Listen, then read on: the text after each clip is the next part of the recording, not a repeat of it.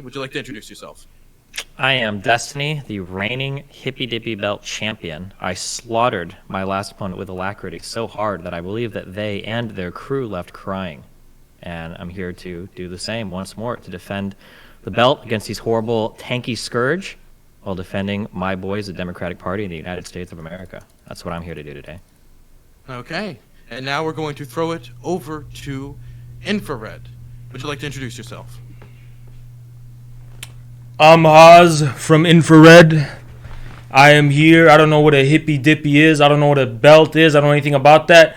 I am here to prove Marxism, Leninism in the age of multipolarity in the post-COVID world. I am here to debunk the lies about the so-called Democratic Party. There's nothing democratic about it. I'm here to debunk the idea that the establishment is the only bet and the only choice we have. I'm here to defend the idea of a big tent third party.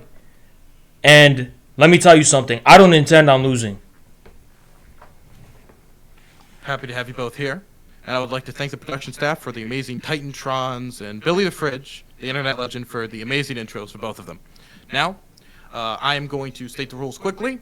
So, you will both have a short intro period where you can give your basic thoughts on the topic, and an outro period, which will be uninterrupted. Then, we'll have an open period where you two can go back and forth. I will not be giving my opinions in this debate. If I speak up, I am only moderating, and that is the only time when you're going to really need to quiet down. Now, the purpose of this, of course, is for you two to debate the topic. Should Americans vote for the Democratic Party? And if there's any more questions about rules or regulations, the only last thing I can say is that afterwards, of course, a 3-judge panel will decide who gets the championship belt mailed to them after this debate. So, is everybody ready? As ready as we'll ever be. Wonderful. So, since Infrared is the challenger for the belt, I will give him first word on should people vote for the Democratic Party. All right. So to begin, hold on. Wait, someone's at the door. You need a sec? Okay, Destiny. I can't mess with it. It's my games. Hi, how's it going? Going great. Hello. How you guys doing? Doing good? Doing great. What's the question? Should people vote for Democrats? Definitely not. Definitely not. Okay, if that's the intro, Destiny, now you can start with... Oh, that was the intro? I'll do my intro. We should not vote for Democrats because at the end of the day, Democrats are only another arm of the corporate oligarchy. They're furthering the imperialist wars. They are crippling more Americans into debt. We can't hear anything you're saying. Your mic is, really, fucking up. Is it too loud? Yeah, it's the gain is, immense. All right, can you hear me now? Yes. The Democratic Party is furthering the crippling of the American public. They're further indebting them. They're driving us into more imperialist wars. They are causing us to not have health care, not have free public tuition. They're preventing all of the basic necessities we need to have a prosperous society. Yet they're all running under the guise of supporting these things, and they're sheepdogging more people into the Democratic Party in an effort to co-opt the movement. And at the end of the day, they only further isolate people from actually achieving any of these goals. So, I think if you look at the actual policies that have been failed to have been passed but have been supported by different candidates, you can see that they've lied time and time again about the things that they say they support. And even then, some of the things that they do say they support from the get-go, such as wars with Taiwan or wars with China over Taiwan, or supporting public options that will only further decimate the healthcare industry, the healthcare plan in this country to guarantee universal healthcare to all people. It's only going to hurt more Americans, and that's what they do. Okay, Destiny, your intro statement? Voting for third parties is a waste of time. None of them have a shot at making it anywhere. The only thing that's good for third parties is getting Twitter clout or having fun debates, I guess, on Twitch or YouTube. If you truly want to support things like a more robust economy that supports workers at the bottom, healthcare that works for everybody and not just people who can afford the best private insurance, relatively less hawkish foreign policy, people that support things around medical science, so for instance stuff related to vaccines or the coronavirus, if you want to support people's right to vote, if you want to support the ability for unions to exist, and if you want to support a party that believes in climate change, I think that it's probably more important to support the Democratic Party than to throw away your vote on some meme third party that doesn't have a snowball's chance in hell of holding any effective office. I think that if third parties really wanted to build real power in this country, they would spend more time actually winning local elections to build real support for their movement instead of just doing this like Hail Mary for the presidency every year where they can raise some money, have absolutely no effective change, and then write a bunch of books later on about the failures of their parties and all the excuses they make for it. And yeah, that's what we're here to talk about today, I guess. Okay, it is now open dialogue. You two are free to go back and forth. You may begin.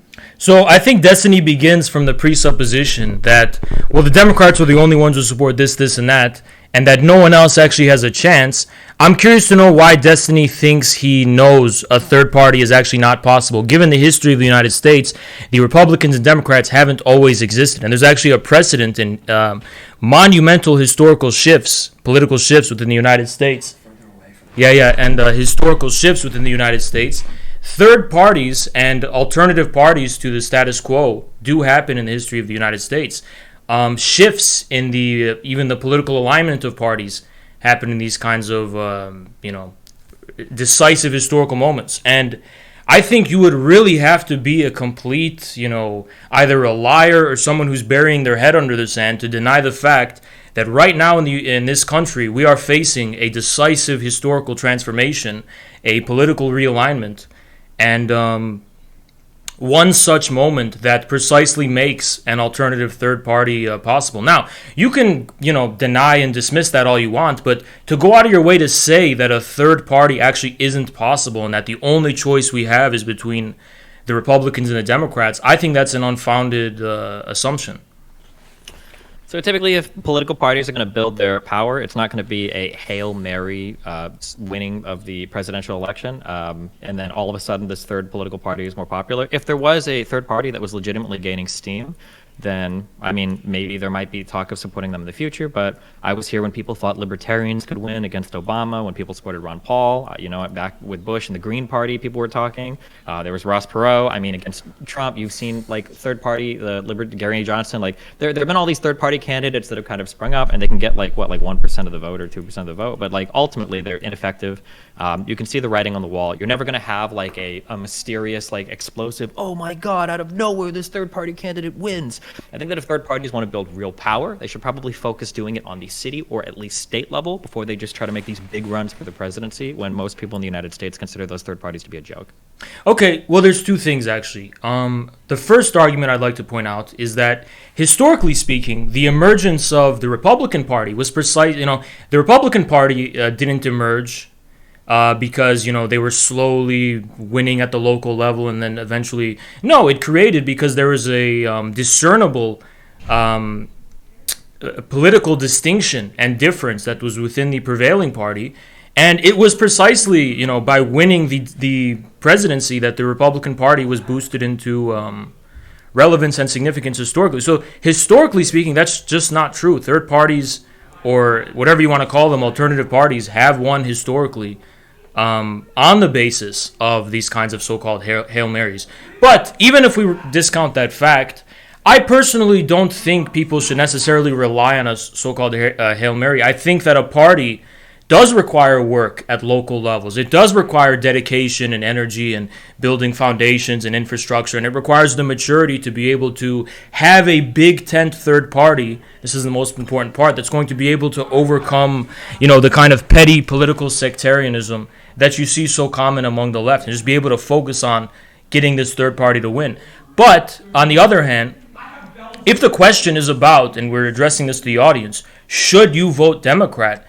My view is a decisive no. And the reason why is because you should be focusing your effort on building a third party. And even if that means taking your energy and attention away from these, congressional and presidential elections, if a third party is going to start winning locally, that also implies a broader information and propaganda war that allows you to draw a line of distinction. You can't, on the one hand, campaign at a local level and say, oh, let's vote for this third party, but on the other hand, shill for the Democrats when it comes to the national level in terms of propaganda and optics. So just to be able to distinguish yourself enough sufficiently, even if you're just going to focus on local levels, you do have to make a stance when it comes to these very broad, unifying political moments where, American politics is really defined at the level of the presidential elections, whether we like that or not, just at the level of optics,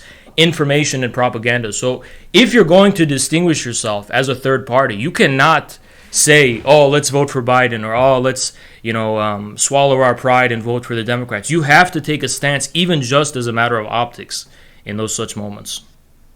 So to whomever it may concern, right? And I don't think this is going to be like the majority of the American people right now, but those who are interested in politics, young people who do want to see changes in this country, you should focus, and this is true for influencers such as yourself, who go on stream and claim that, you're interested in seeing all these changes happen in this country.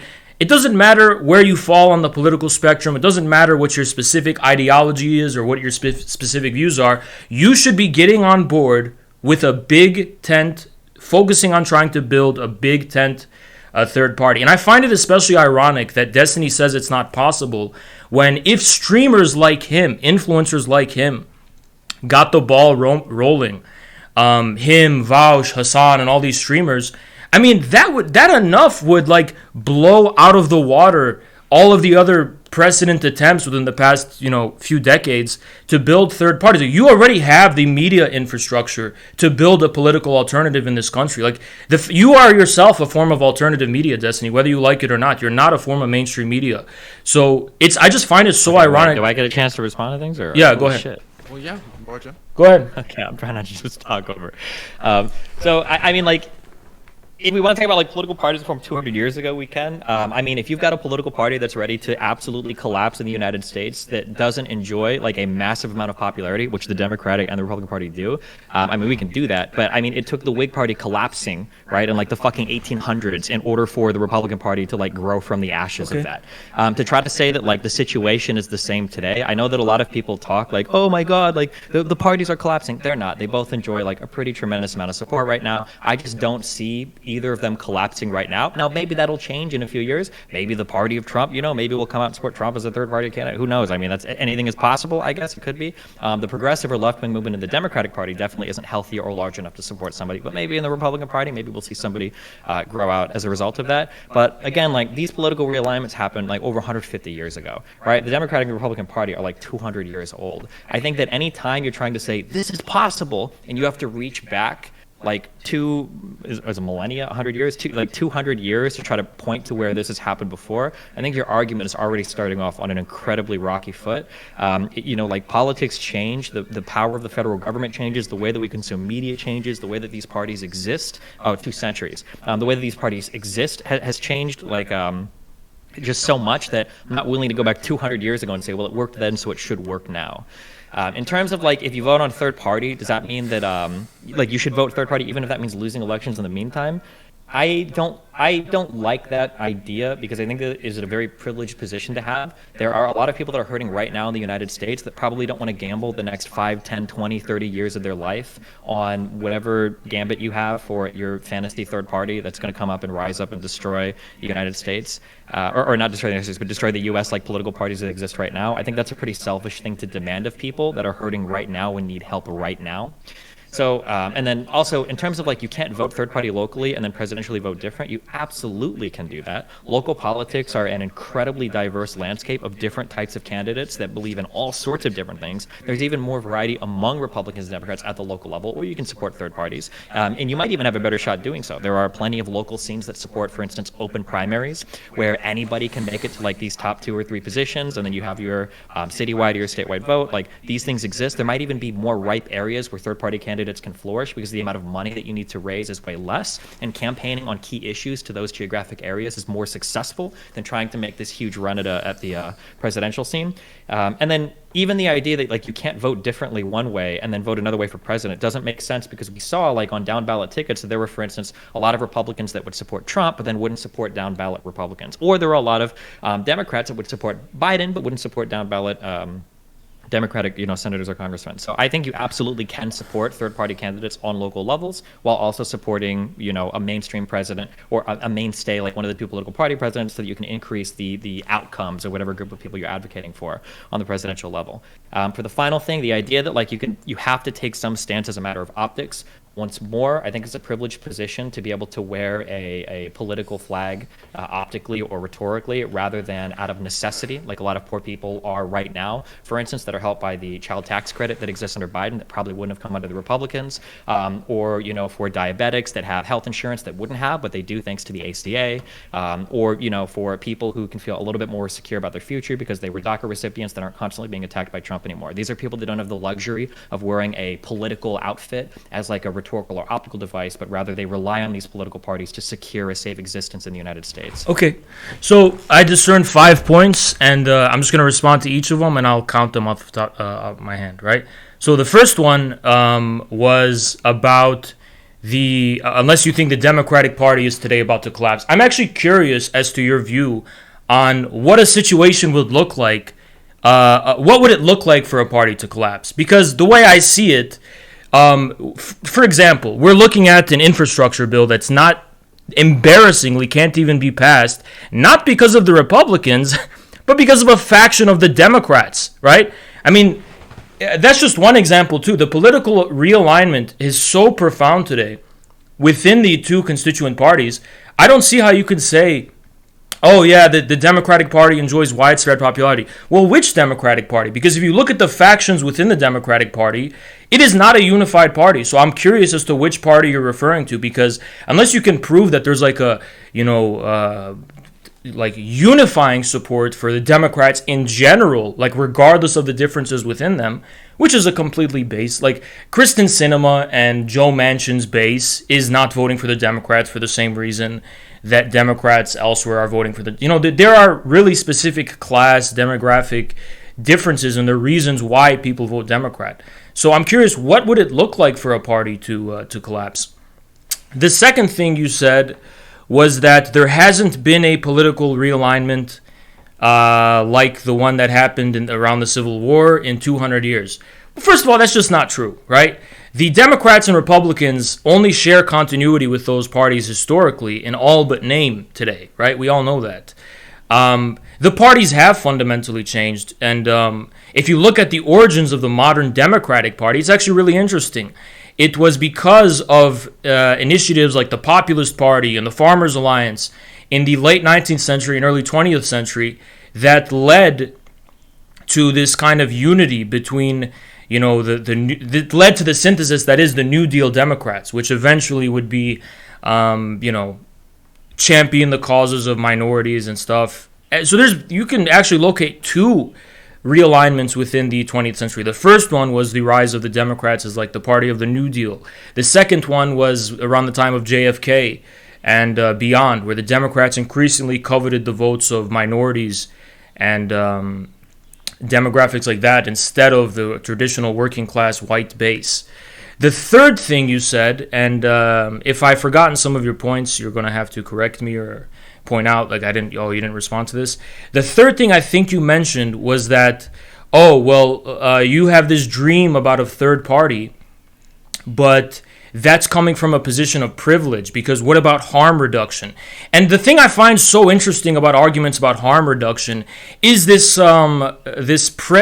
assumption about the scale of time. Now, if you're talking about voting individually for the Democrats in order to reduce, even if there's still going to be harm, it'll be that much different for that. It'll make a difference to real concrete individuals. Well, you're still speaking in terms of like an abstract scale of millions of people. So if you can speak in terms of millions of people at that scale of harm reduction or whatever, why can't you speak in terms of time? What if in the short term people may suffer more, but in the long term you're securing a better future? What if you don't act now and fight for a third party alternative to the current establishment, future generations are going to be more profoundly harmed than the amount of people who are going to be harmed now. So I'm interested if you can address this issue of the scale of time. The fourth thing I think I heard you mention. Would it be possible for us to go point by point so we could just have a... I'll combine the last two. So you basically said you can still vote local and vote for Democrats at the national level. Well, that's true. You obviously can do that, and I'm not saying, oh, you're morally hypocritical or inconsistent for it, but I'm saying in terms of what would be necessary for building a third party, yes, in terms of the sphere of the information war and optics, you can't be shilling for the Democrats at the national level and then voting for the, then saying, oh, let's vote for the third. You're telling people you're not willing to risk enough for this party. You basically don't believe in it. You believe the current options are the only ones that really exist. And you're saying, oh, that's privileged to focus on optics because you're not focusing on poor people and doing charity. Well, guess what? Those poor people you're talking about are literally the people who don't fucking vote. So I don't know why if it's about them and you're using them as your excuse and them as your shield, why don't they vote? They don't vote. Overwhelmingly, the people who don't vote are not privileged people. It's the privileged people in this country who go out and vote the most and spread the word that people should vote. Non-privileged people don't give a shit about politics. They don't believe in the system and the establishment. They think the two parties are the same thing.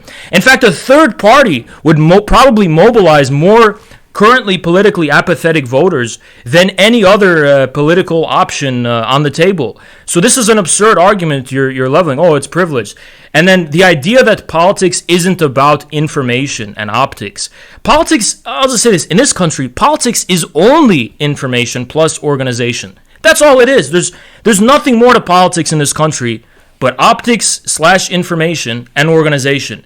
It's not about charity. It's not about harm reduction. It's not about doing things now so less people suffer. Why don't you sign up personally, Destiny? You should sign up for a soup kitchen instead of sitting on your ass streaming if you're going to talk about, oh, what can I do individually to help the most people? Individually, why don't you give your money to charity? Why don't you work for a soup kitchen? If you want to go down that route and act like that's what politics is about, it's a complete absurdity. Okay, for going forward, we're going to go point by point. Fuck. We don't have 5 or 10 minute statements. Okay? Okay.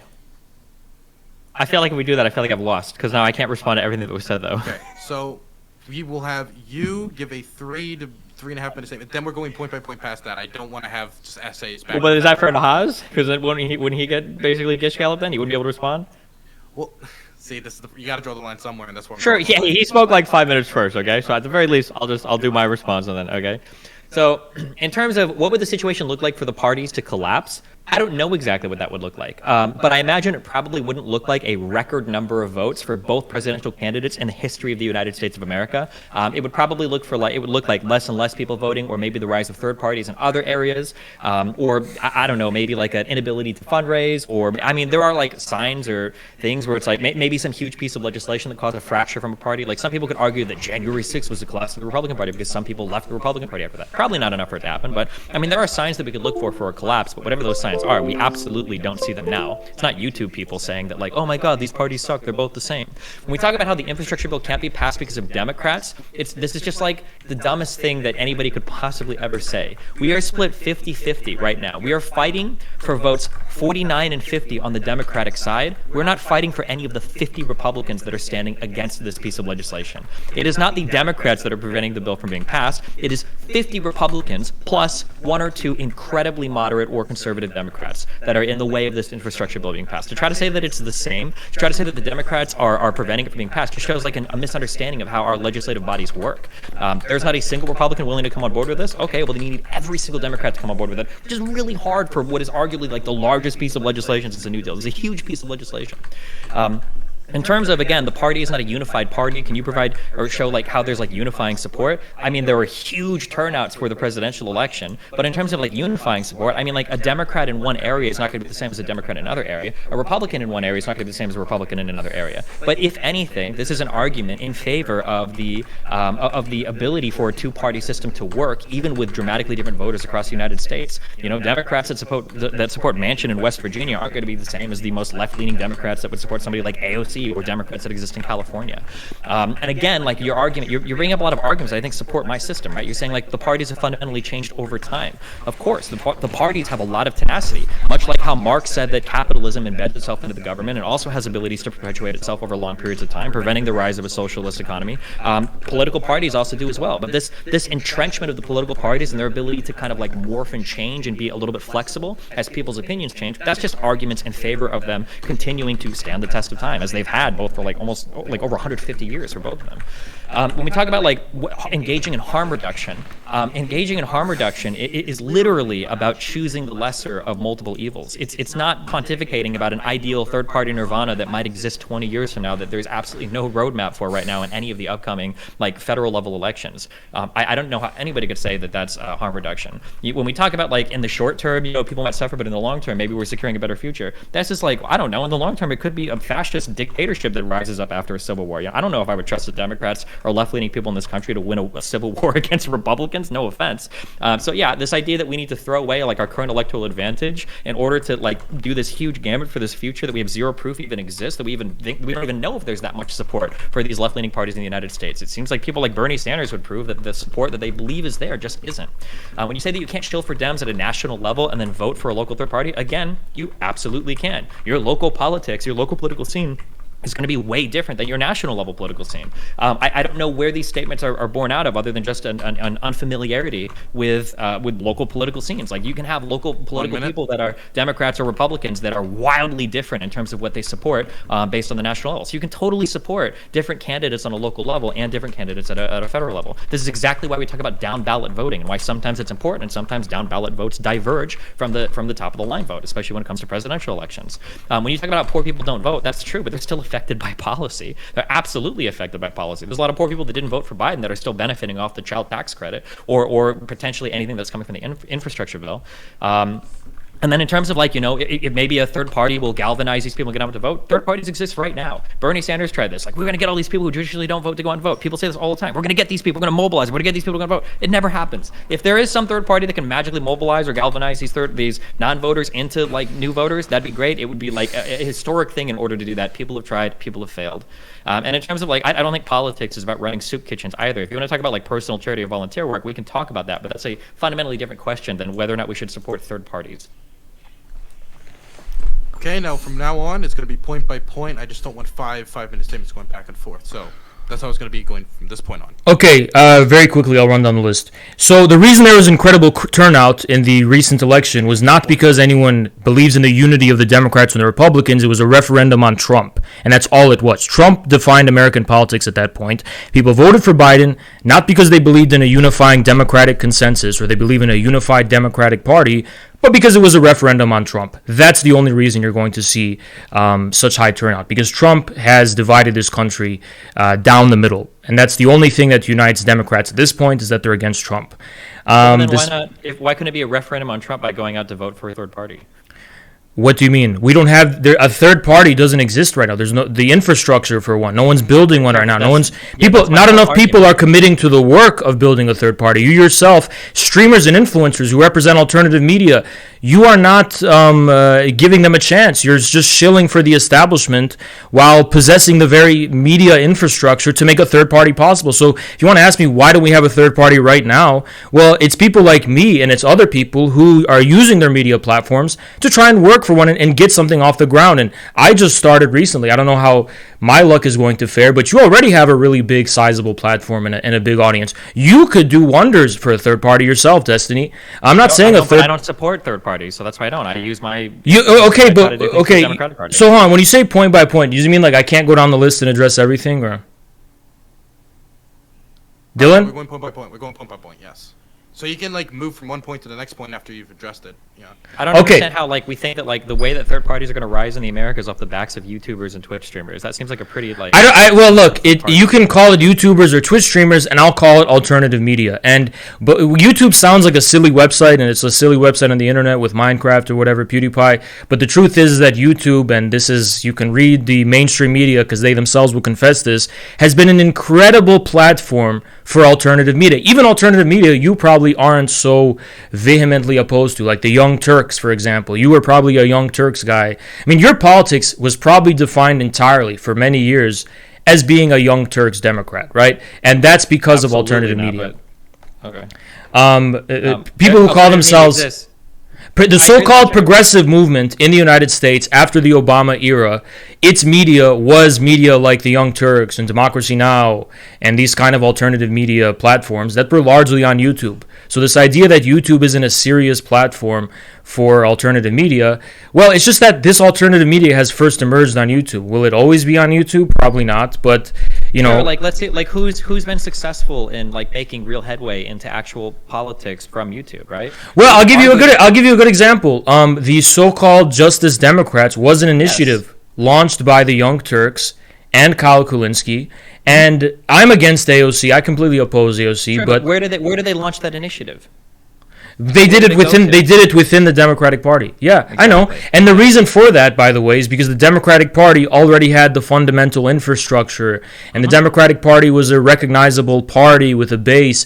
But we've seen actually how this initiative has turned out, and we see that within the Democratic Party, the Justice Democrats as an initiative failed entirely because we don't have our own independent party with its own independent streams of revenue and its own independent structure that's not going to prevent progressives from being able to take over the party. And very early on when AOC was elected, you know, the whole mainstream media and the party itself quickly did everything in its power to squash that in its cradle. And at this point, AOC has been completely co-opted as just another Democrat. So that's not really a good argument for why we shouldn't be doing it for a third party. But regardless, that's an amazing argument. So I mean, like the Justice Dems, like were probably from what I know of, is like the best initiative from an alternative media platform. The Young Turks and Kyle Kulinski. The Justice but it Dems failed. Were able to do it, but they had to do it going. But let's reflect on its failure. Let's reflect on the reasons for its failure. Wait. No, wait. You're saying failure, but I don't think it's a failure. They've got like 4 really strong members that are elected. AOC is arguably like the most popular politician. Okay, since politics is about making people's lives better, what has AOC done for the American people that makes it such a successful initiative? AOC doesn't have the ability to leverage much. So we have these. But hold on, AOC has been bad for the Democrats. AOC has been bad for the inability to hold on in the United States because people like you seem to think that AOC needs to be able to solo change. No, I don't. But at the very least, for example, she could make maybe she can do like a little bit of help. But AOC has only done harm for the Democrats. Actually, AOC has been an optics disaster for Democrats and a propaganda ammunition for the Republicans at this point. Even as a Democrat, you can't say AOC is an example of someone's success. It's not. AOC has been a disaster for them. Like maybe Trump could have won in 2020 because of politicians like AOC were so divisive in this country. AOC was the face of like the wing of the Democrats that precisely has no chance whatsoever from reaching out to Trump's constituent base and these type of people that Biden himself was trying to win over. So no, it's not a good example. AOC was. I don't know. Like your point is that like AOC hasn't like solo like drafted legislation. No, I'm not. I'm not asking her to solo draft legislation. I'm asking her to initiate. Make sure that we have Destiny to finish this point quick.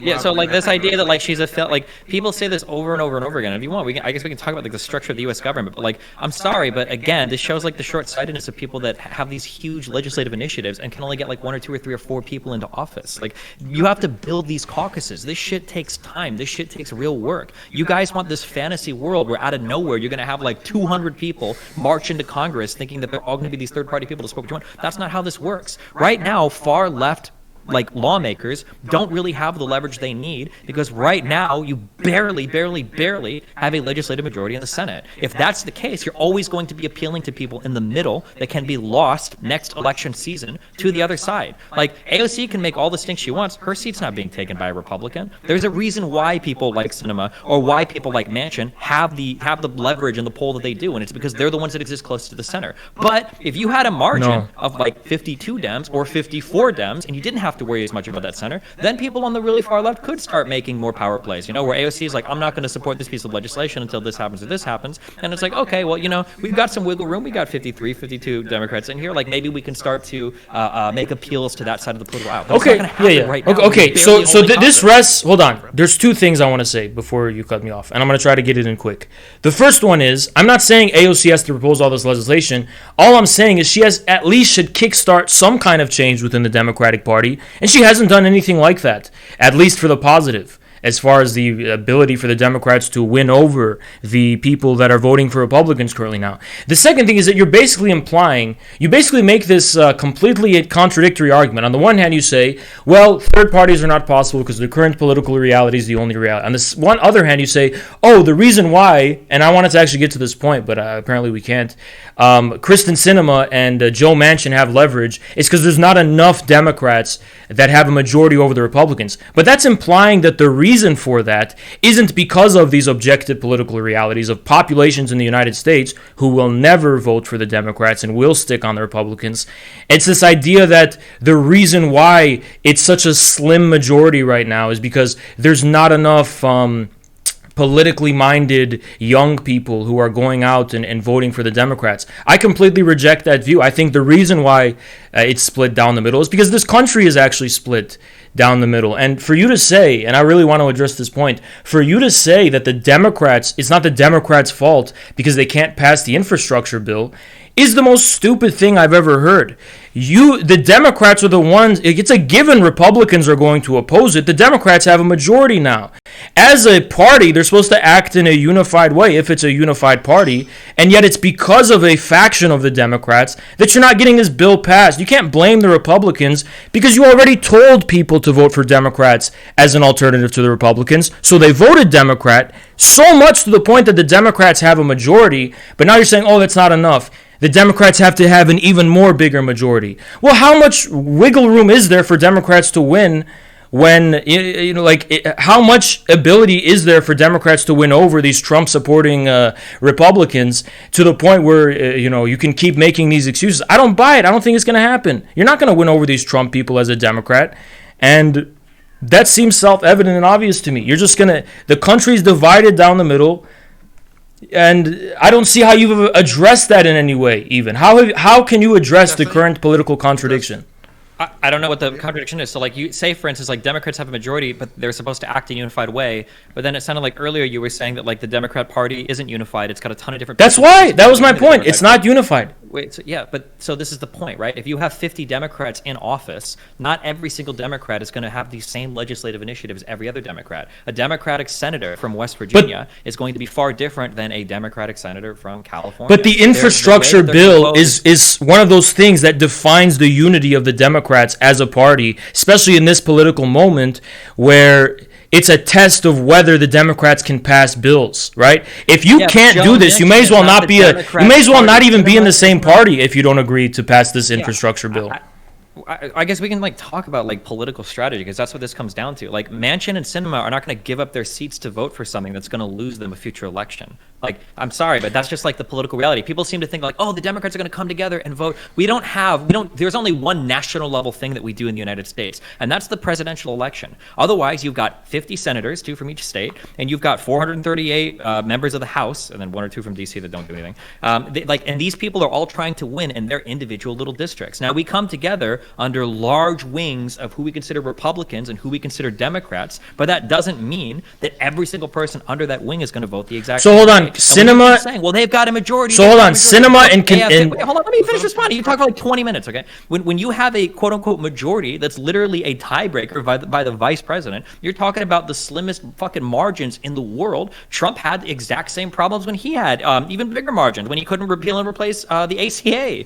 He ran into similar problems too, where he couldn't get part of his legislation legislative agenda passed. He didn't get the wall done like he wanted to, We have a lot of problems with gridlock right now in the Senate. That's why things like the nuclear option become a problem. That's why we have people like trying to get rid of the filibuster. Like, I agree that gridlock is a problem, but you can't say like, well, look, we got you your 50 senators. Where's all of this key legislation coming from? Because that's not going to happen, because by definition, any political party that includes a ton of people at the very edges is going to have people that are more moderate that are going to have to be catered to when it comes to passing legislation with incredibly slim majorities. So I don't know why you mentioned Trump having problems too, because it's also my view that the Republican Party is ultimately doomed as well. The Republican Party right now is Trump's party. If it's something beyond Trump's party, then the party is doomed to collapse. So it's Trump's party right now. Any Republican who's not on board with Trump, I don't see having a future within the so-called Republican Party. Would you bet on any of this? Would you bet on a third party? Is it Destiny? Here's my issue. I'm going to simplify the issue. Here's my issue. You keep using this language like, would you bet on the prospects? Is it going to happen? At what point? I get that there are objective realities in politics. Like you, I'm not a utopian. I don't think that politics is just based on my personal moral views and my personal ideology. I get it. There are objective realities that reject the objective realities of people's sentiments and beliefs or whatever. But at what point does will actually make a difference in politics? At what point do you have to stand up and work for something and build something and fight for something that there doesn't exist any immediate precedent for? If the actual innovators in the history of American politics had your mentality, we would have no change in the history of American politics at all. There would be no Abe Lincoln. There would be no Franklin Roosevelt. There would be no John F. Kennedy, or maybe, if it depends on where you fall on the political spectrum, maybe no Richard Nixon. You have to take risks. You have to fight for some things for which there doesn't exist any immediate precedent for, because you can't keep deferring to what is the current reality. The current reality isn't just objective. It also includes subjective realities. And there's a certain point where you have to step in and actually have will in politics. So the reason why nobody would vote on third parties is because you guys know that they're not a possibility. Like, you won't even vote with odds, right? What do you mean? If I were to ask you, is there a 10% chance that your party will make it? Then I'll give you 10-1 odds on somebody like making Wait. Destiny, I want a third party to be built. Yeah, so if you want to build a third party, okay, you keep saying that, like, if people thought like you, nothing would happen, then start building. That is what I'm doing. That is what I'm doing. But in order to build Destiny, in order to build a third party, I'll explain it simply. Okay, let's walk it back a little bit. If I want to build a third party, which is my goal, then I'm not going to enter a debate. So what I'm going to have is Destiny finish what he was saying about the betting, and then I'm going to have it bring it to Infrared to respond. And I'll count personally how long the response is, and I'll keep it under a minute and 30 seconds for both of you. Okay, gotcha. I'm just trying to respond to what was said. So, like, if you want to build something, then start building something. Building something doesn't mean doing whatever gets you the most views on YouTube or Twitch, because shilling for third parties is like the most like extremist, popular, cool thing that you can do. That's literally all it is. There's no real building going on by advocating for an extreme position that you yourself, because you won't even put money on it, know is an absolute pipe dream fantasy. It's an incredibly privileged position to take from behind your computer screen, because it sells well, it's cool, it's nice to make YouTube titles title that or whatever. But when it comes to real people that need real help, this type of shit doesn't help. You mentioned soup kitchens and shit earlier. If you want to get real effective political change, find a local candidate to support. You can do national level fundraising or international fundraising in order to support local candidates at a city level or even at a state level, or work on like mutual aid programs, these different systems that can exist that can subsume and then replace these capitalist systems. You can replace things like food stamps or daycare or other things. You can build these programs out as well, or find a union that has a political slant and support them, build them up, raise money for that stuff. Like, all of these things are things that you can do if you want to affect real political change. Just hopping on to the most popular election that you can to get as many views as possible, and then just try to claim, oh, I'm doing things to make the world better. No, you're not. You just want to be on the presidential election, push your candidate, because that's what gets you the most views, the most money, and the most donations. Okay, well, I have a minute and 30 seconds. So, Look, Destiny, if people can't, like I said, you didn't actually address the two arguments. You didn't address the argument about how national elections, because it's about information war plus organization, are what define politics up and down the ballot, okay? And if I'm going to advocate for a third party, which is what I'm doing, I'm not going to tell people to vote for the Democrats. I'm going to get people mad about the Democrats. I'm going to get people mad about the Republicans, and I'm going to broadcast as best of my ability using my platform to get people to go out and build a third party and focus, if they want to get involved in politics and do that work and they have free time to do it, focus your energy on building a third party to whom it may concern. So if I'm interested in building a third party, that's what I'm going to say. You're saying I'm only doing this for views, which is interesting. People like Hassan Piker dwarf me in views, and that's also a pun, I guess. But they dwarf me in views, and they don't advocate for a third party right now. So I don't know why you're saying that's like something that's, that's something that's only doing it for clicks and for views. I'm taking a lot of risks taking the position that I am, and it has paid off, but that was based on risk, Destiny, not precedent. The other thing you said is that you guys know no one's going to vote for a third party. I don't think that's true. I think when you look at what Americans believe in terms of the issues, and you look at the platforms of the respective political parties, there is such a vast difference between those two things that I think the situation is very ripe for a third party right now. And like I said, if people can't vote for their own interests, because you use the soup kitchen charity argument, go vote and help people personally. If people can't vote in their own interests, because the poor people aren't the ones who are voting. Those people you're saying are victims and need our help, they don't vote. If they can't vote in their own interests, why do we have a democracy? Okay. Why have democracy? They have the ability to vote, but Yeah, but what's the point of democracy if you're just going to vote on behalf of other people? I said a minute 50. And again, like you said, just like all the progressives, like, what's the point of democracy if you won't support my people? Like, why aren't you guys like? No, I'm saying if your reason for voting is for other people, and those people aren't going to be getting out there and voting for themselves, why the fuck do we even have democracy? Why don't you advocate for an undemocratic technocracy in which Destiny does policies for people's best interests? Bing Shilling, minute 50. Okay, so we're gonna throw it over to Destiny to respond. Okay, so.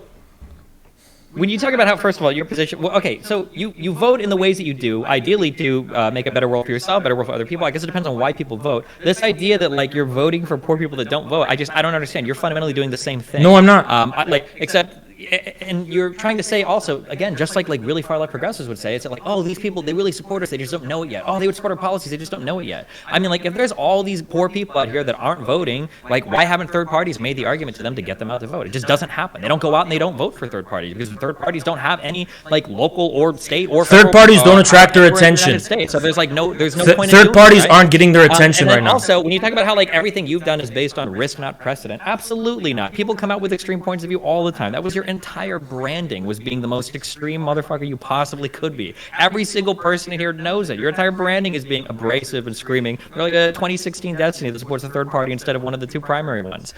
The idea that you can't focus energy on, like, building a third party on a local level also just doesn't make sense. If it's something that's so fucking important to you, that you think is so important, that you think matters so much, well, what are you doing to help build a third party? Is it literally just the stuff that also coincidentally empowers you to make more money on YouTube and Twitch? Is it the stuff that helps you build audiences and networks and connections, just like Hassan does on Twitch? Or have you actually, like, stuck your neck out and done things to support third-party candidates? Like, are there any local or state-level third-party candidates you support, or do you not give a fuck about any of that? You just want to hop on and talk about presidential stuff because that's where all the viewership is.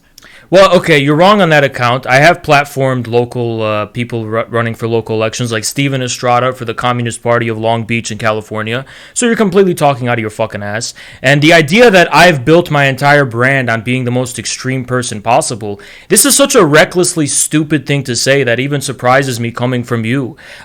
My tone may be extreme, my style may be extreme, but in terms of the content of the views I've actually espoused, there's nothing extreme about them. I've reached out to conservatives, I've reached out to even to Trump people and right-wing people, and I've condemned far-left extremism. I've condemned extremism across the board. I've called myself, almost ironically, a communist centrist. There's nothing extreme about the actual content of my views. The content of my views is actually very tame and reasonable. Now, optics-wise, and the spectacle I put up is extreme, but that doesn't actually reflect the things I say. If you discount my views on history and maybe communism and the Soviet Union and maybe China, maybe that would be considered extreme in the United States. But in terms of what I advocate for here, there's nothing extreme about it. So, yeah, there is, like I said, and that's especially why there's no precedent for a guy like me. A self-proclaimed Marxist-Leninist who doesn't pander to the extremists and ultra leftists that say, oh yeah, all elections and politics are meaningless. We should just advocate for revolution now and direct action, whatever the fuck they say. Which is ironically sometimes something Hassan on the low key flirts with, but he doesn't advocate for entirely. I really forgot the other shit you said before, so refresh my memory. How can you say you're not an extreme when you literally are talking about like eschewing both political parties and voting third party only? Yeah, but because I think... Do you think in the United States those aren't extreme positions? Do you think we live in an extreme time here in the United States? I think everybody thinks they live relative to the political climate, what I'm advocating for is very moderate. You think that a Marxist-Leninist in the United States right now is a moderate position to be in? I don't think right now, as far as the majority of people are concerned, I don't think Marxist-Leninist positions have their attention or have any significance among them. But put my Marxism-Leninism aside. I'm advocating for a big tent third party that will reach out to people across the political aisle who merely agree upon the fact that the current political establishment is insular and gate-kept, that doesn't allow up-and-coming people with bright ideas, people like maybe initially before his political... change of tone. Maybe people like Andrew Yang and all these people who have innovative political ideas, whatever you want, even libertarians, the Ron Paul people, whatever you want. We can all agree that regardless of where we stand politically and ideologically, if you're not part of the big club, which is the current establishment, who's in bed with special interests, and who all know each other, and who all attend their families' weddings and their families', events and social gatherings, if you don't know these people, you don't have a future in politics right now. So I think there needs to be a big tent People's Party, a third party that is about saving American democracy from these entrenched two parties which have gate-kept the ability for politics to actually give expression to what the American people actually want. And like I said, would you deny that there's a disconnect between the actual policy platforms that Americans mostly agree upon and the platforms of the respective parties? Because most Americans agree with each other when it comes to meat and potatoes issues, and that's not... People say this all the time, that meat and potato issues, Americans... Your gain on your mic, you probably should lower it a little bit. People are having... This is, I don't know what... This is not my mic, so I don't know how to work this mic. Okay, we'll make do then. Destiny, continue. Yeah, so I mean, I'm gonna hold you to one thing, I guess, because you were dancing away from every other point. Like, you are an extremist. I don't know how you can say that you're not an extremist. Like, when you advocate for a third party and you wait, which point was I dancing from? Political parties, then by definition, like, I'm not saying extremist is bad, or maybe you want to avoid like the moral loading of the word, but like you must have some pretty extreme positions. If by your own admission there are these huge nets that are cast by the Republican and the Democratic Party, and you're not caught by either one of those, I don't even think this is the most extreme time in U.S. history, and I would still say that you have like very extreme political views. Like, being a Marxist-Leninist is just a pretty extreme, unless you're going to say that, like, oh, there's tons of MLs in the United States, which I think every lefty would shoot themselves if you unironically believe that. Like, there's no way. Everybody knows this. When you talk about how the Republicans and the Democrats are gatekeeping politics, I mean, like, inorganically, there's probably some extent to this going on in terms of, like, deciding who gets to be hosted at large debates and whatnot. Like, I'm sure we can say this happens. But also organically, this probably happens as well, because the Democratic and the Republican Party are so huge, because they include so many different beliefs, because they include so many different types of people, then by definition, it's going to be a little bit exclusionary. Because if you want to run as a third party, like, chances are, depending on where you are, you could probably just run as a Republican or a Democrat and you'd be fine. Bernie Sanders is relatively extreme, but when he runs for president, he runs as a Democrat, The idea that also that, like, all Americans agree, like, you keep repeating this argument over and over again, and it sounds nice, but I'm sorry, but, like, people have ran with these arguments over and over again. Everybody agrees with me, they just don't know it. Americans agree with me, they just don't have ML ideas in their head, they just don't know it, Okay, well, then the onus is on you to get these views out in front of them and prove it, because right now, it kind of just sounds like a whole bunch of copium, where it's like, oh, trust me, they'd love my platform if they just knew about it. A lot of people know about these platforms, they just don't like them that much. And then finally, I don't think there is agreement broadly on, like, the quote-unquote meat and potatoes issues, because we've got these huge political divides, again, again that you've said do exist in the United States. It's hard to say Americans agree on meat and potatoes issues when Republicans and Democrats are more polarized than they ever have been when it comes to how to address the problems in the United States. Meat and potatoes issues might be something like, the earned income tax credit or child tax credit, which are like hardly democratically supported things. Meat and potato issues might be things like who should get health care, which is something that is supported by the Democratic Party, not the Republican Party. Free education or easy access to education. Time. Yeah, so you're saying my position is extreme because I'm advocating for a third party.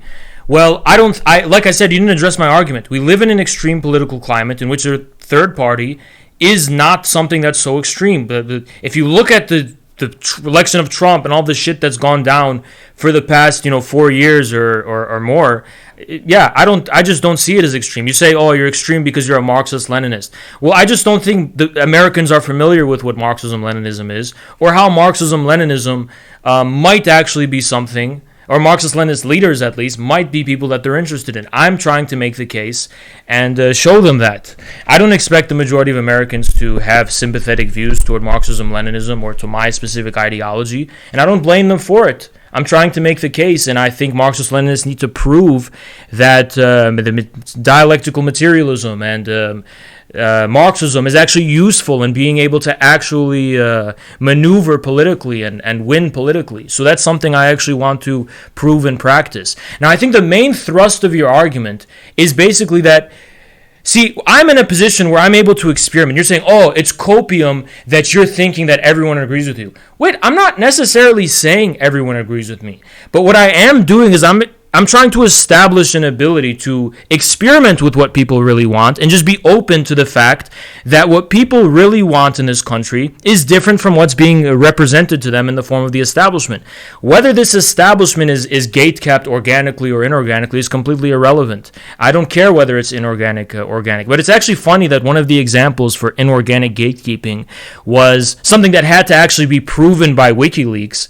And that's the only reason you fucking know about it in the first place. If it wasn't for WikiLeaks, we wouldn't have even have known about that. So who knows what else goes on behind the scenes? But what was proven by WikiLeaks exactly? The collaboration between CNN and Hillary Clinton in the Democratic debates. Sure. So that was definitely bad, but I don't think that rises to the level of gatekeeping, right? Where somebody was passing off questions. It shouldn't have happened, but that gatekeeping, an argument is. Well, it makes it harder for people like Bernie Sanders to perform as well. It was bad. It was horrible. So it's gatekeeping. They're gatekeeping the party from outsiders, perceived outsiders. Sure, but Bernie also came up through the Democratic Party. You're right. Ran in that primary, and in both of them, enjoyed a great deal of support within the Democratic Party, right? Yeah. So to say that he's like an example of like gatekeeping, that's a pretty shitty job at gatekeeping if that's the case. Well, the point is he rose so much from scratch without any institutional support within the Democrats, and even then they had to work against him. So I think that's actually a really good example of gatekeeping. If arguably like one of the most successful politicians in the past like 5 years, just in terms of like national media coverage during a presidential election, is somebody that was gate kept. I mean, in that case, I don't care about gatekeeping because I guess it doesn't work very well if Bernie Sanders is able to do it off of small donations without enjoying any. Well, because the small donations were something that were not anticipated by the political elite within the Democrats or the Republicans. Even when it came to Trump, who didn't primarily rely on small donations, I know that, but none of them anticipated, hey, this is just about money. Anyone with enough money can basically rival what we're doing. And they never entertained the possibility because, like you, Destiny, back in 2016 or 2015, they were all sitting around and saying, nothing new under the sun. It's always been the same. Everything's been the same. There's no possibility Trump's going to win the Republican primary. He won it. Oh, there's no possibility he's going to win the election. He won it. Oh, there's no possibility that a guy like Bernie has a chance. He did have a good chance. You know what I'm saying? People like you have always been on the losing side of actual history, especially recent history. None of this makes sense because all of the people that you're talking about exist within the realm of the main two political parties. Yeah, I know, but I don't understand why you think that this is an example of anything that supports your. I don't. Listen. I was a Destiny. You're neglecting. For a great hold on. You're neglecting that I was a Bernie supporter in 2016. So I wanted Bernie to win. I was fully on board with Bernie. I'm not talking about you being. I'm just. There was going to be a great realignment of like political parties. Third parties are going to rise up to do something. It seems like 2016. I never said third parties are going to spontaneously rise and do something. I've always been consistent about the fact that this is something that requires will, not deference to some external objective reality. Second of all, I was a Bernie supporter back in 2016. All I've done is, in contrast to you, the so-called omni-liberals and the Hassan Chapo people, whoever the hell these people are, I am trying to seriously and honestly reflect upon the reasons for Bernie's failure. Now, it's not just the establishment. It's also an issue internally that I've also relentlessly critiqued and ruthlessly critiqued before. But it stands, as far as my views are concerned, and I haven't seen you address this in any substantive way, that the time is ripe for a third party. If the time is ripe for the third party, then where are they? Like Destiny, when I'm saying the time is ripe, I'm talking to Destiny now. The time is ripe now. You want me to point to you an example from 5 years ago when I'm talking about now? We should be getting up and work. Destiny, we should work to build a third party now. That's what I'm trying to say. I'm not saying we should. It should have been done 2 years ago or 3 years ago. Forget about that. Obviously, it hasn't happened yet, but that's what I'm here to make the case for. It's almost like if someone tells you, hey, Destiny, can you go to the grocery store and get me some groceries, saying, oh, why haven't I gotten you groceries before? Like, I'm telling you to do it now. You know what I mean? Like, your argument doesn't make any sense. Okay. All I'm saying is that if the time is ripe for a third party, then where is it? I can't argue against this like nirvanistic, like, I don't want to say fallacy, but this nirvana that you're presenting. It's like the time is right. It's gonna happen now. It's gonna happen now. It's gonna like. No, I didn't say it's gonna happen. I'm saying it should happen. Okay, it may not. Okay, wait, Haas. I'll give him. I'm doing the 130. I swear to God, you will have equal time to talk. I just want to make sure people can hear what he's saying. Destiny. Where are the third parties? Okay, like it's funny because I accused you of engaging in massive copium, and then you literally engage in massive copium. Like Americans just don't know what ML is. Like if these poor people that didn't even know how to vote knew what dialectical materialism is, they would understand the material conditions they live in. And no, I didn't say that. You're taking words out of my mouth. That's not what I said. I wrote down that you mentioned. I said dialectical materialism. I'm just gonna keep talking. I literally wrote quotes. I'm writing quotes. Yeah. But I didn't say. I said they could see. Americans just don't know. I said dialectical materialism. Quote. I can maneuver. Yeah. Here's what I said about dialectical materialism. Destiny. You're taking my words out of context. I said. Here's what I said about dialectical materialism. I basically just said that it could be proven that political partisans who are equipped with dialectical materialism can prove their. Anything you're saying, you gotta back up from the mic. Can prove their ability as political leaders and organizers and lead by example and therefore prove the merit of dialectical materialism in practice. I'm not talking about, disseminating esoteric theories and philosophies to people that they secretly care about dialectical materialism. I'm just saying the utility of dialectical materialism is something that can be proven in practice by means of savvy and conscientious political operatives who are using these theories to actually win people over and win victories. Now, has it happened yet? No, it hasn't, but that's why I'm here, because I believe it can happen, and if I'm wrong, I'm wrong. But to say that I'm coping when I'm merely talking about something I think should happen and something that I'm committing to contribute as best as I can to happen is ridiculous. If I say, I'm going to try and do something, that's copium. Why? Because I'm entertaining the possibility. Something that's being. Okay, Haz, you have 20 seconds left. Why? Because I'm entertaining the possibility that it can happen. If I fail, I'll learn from my failure and adapt. That's what praxis means. But I'm not going to sit idly and have this guarantee in an establishment which has had decades to prove itself to the American people and has failed. So I'm going to keep failing and get better. And how is that cope? I don't understand. So you keep saying people want something that's not being represented by the establishment. Yeah. What is it in your mind that the third party can offer that's not being represented by the establishment? Sure. I think when it comes to broad issues, like, for example, how exactly are we going to address this fourth industrial revolution and this rapid change in the nature of jobs and work and the way people are employed? Is that literally not what the infrastructure bill aims to do? The infrastructure can't even get passed. Not yet. It hasn't. It's not, and it's been slimmed down so fucking much. If the infrastructure bill that's being pushed by one of you're not getting your infrastructure bill. You're not getting that bill. Okay, if Fred, do you want to expand? It's still your time, so if you want to expand. Yeah. You're not gonna. That's the worst thing you could have said, Destiny. The infrastructure bill is precisely an example of why the things Americans need can't actually be get done under the leadership of the two parties or the Democratic Party right now. I mean, it's the worst thing you could have said debate-wise. Wow, take the L. Anyway, what you said about I was losing my train of thought. So when you say how exactly are we going to address this fourth industrial revolution and rapid change of nature of jobs, right? Yeah. So this word salad of yang shit, okay? Okay. So the infrastructure bill literally aims to try to address some of that. And it fails to. You're telling me that the infrastructure bill can't even pass with 50 Democrats in the Senate. Yeah. How the fuck is a third party going to make a measurable because a here? third party is actually going to overcome the false divisions created by the Republicans and Democrats, and in my view, and I'm going to at least work to give it a shot, unify the American people on the basis of their, what I consider, common interests. I don't think that divisions. Wait, what are the false? Can we do point by point instead of the 30-minute? Yeah, I think, for example, what are the false divisions created? One of the reasons, the divisions between the Republicans and Democrats don't actually reflect, in my view, authentic, objective in divisions as far as the real interests of the American people are concerned. Rather, there are niche cultural, propaganda, ideological differences that completely go beyond, materially speaking, what matters to the American people. You to decide. So if there is somebody that's literally a single, so my mom, for instance, is a single issue voter on things like abortion, how are you to decide for a voter, oh, that doesn't matter to you? Because abortion is the thing that brought her to be passionate about politics. What? Abortion is the thing that drew her into being passionate about politics. Okay.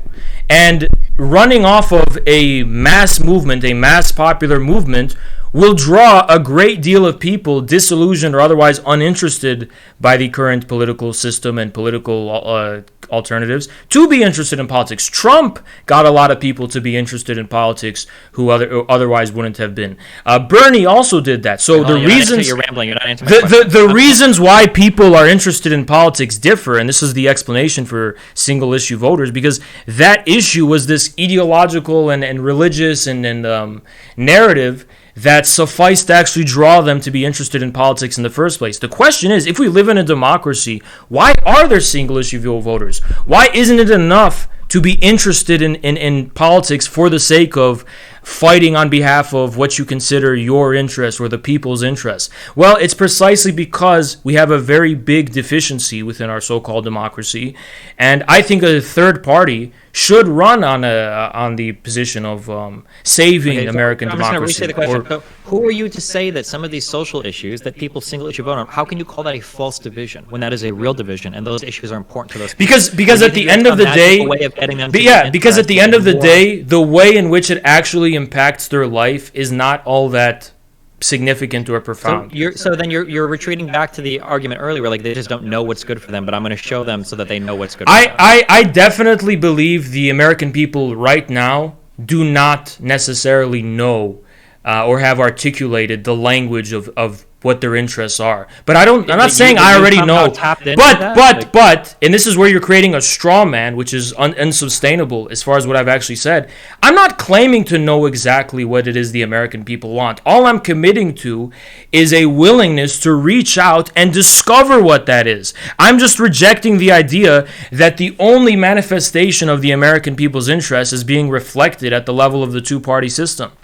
Okay, so that's awesome. But right now, we're not talking about politics then. So politics is trying to secure, politics is about securing political power. That's what it's about. If you're not claiming to know what people want, then you can't have a platform that represents politics... You're trying to discover what people want. Politics is about... You're not engaged in politics at that point. Politics... Hold on. Okay.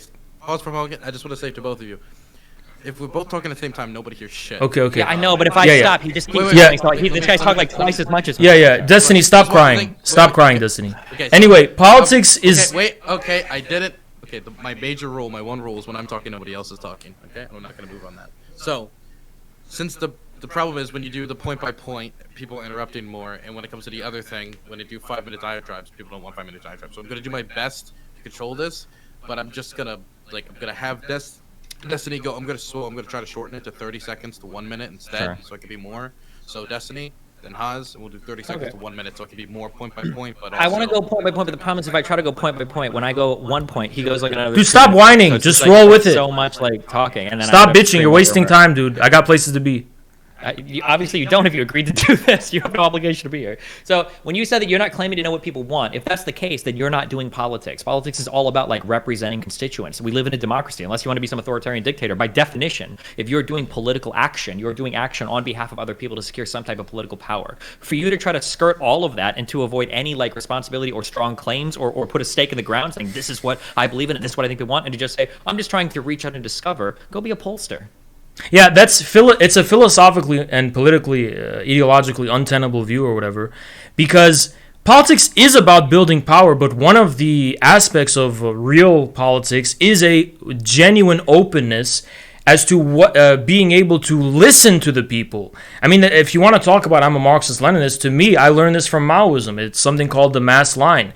You don't necessarily begin with the assumption you know what the people want. You just have a willingness to build an institution, to build an apparatus, to build some kind of organization from which you are going to enter into a certain dialectic or dialogue or interaction, if you want to use a less loaded term, with the masses of people. Now, that doesn't necessarily mean you already know what they want. You will discover what they want by actually drawing a base of contact with them and drawing support from them and reaching out to them.